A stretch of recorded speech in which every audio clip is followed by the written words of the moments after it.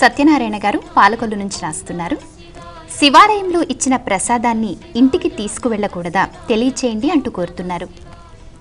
శివాలయంలో నిజానికి ఈశ్వరునికి సంబంధించి ఎటువంటి నైవేద్యాలు లేవు అమ్మాయి. భృగు మహర్షి శాపం కారణంగా ఈశ్వరునకు ఎటువంటి నైవేద్యములు చెప్పబడవు. ఆయన కేవలం అభిషేక ప్రియుడు మాత్రమే.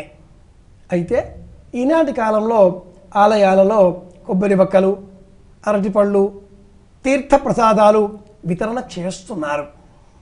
నిజానికి శివాలయంలో నుంచి ఏ పదార్థము ఇంటికి తీసుకెళ్ళకూడదు అంటుంది శివ సంబంధిత శాస్త్ర ప్రపంచం. ఆలయంలో కేవలం ఈశ్వరుడు మాత్రమే ఉన్నాడు అంటే భూతలింగేశ్వర ఆలయం.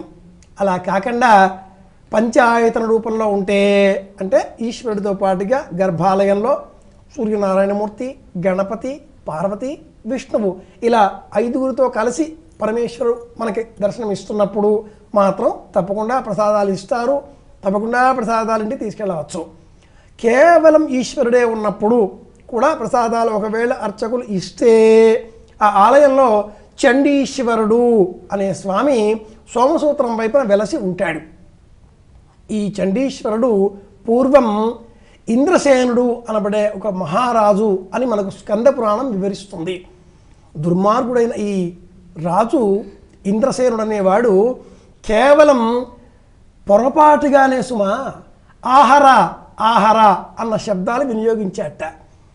సేవకులు ఏదైనా సేవ చేసే సమయంలో ఆలస్యం చేస్తూ ఉంటే ఆహార త్వరగా త్వరగా ఆహార ఆహార అన్నట్ట.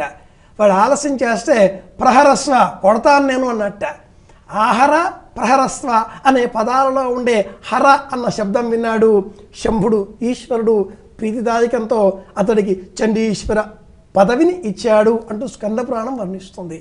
కనుక ఒకవేళ ఆలయంలో అర్చక స్వామి ఇలా ఏదైనా ప్రసాదం మనకి ఇస్తే చండీశ్వరాయ నమః అని చెప్పి తీసుకెళ్ళాలి.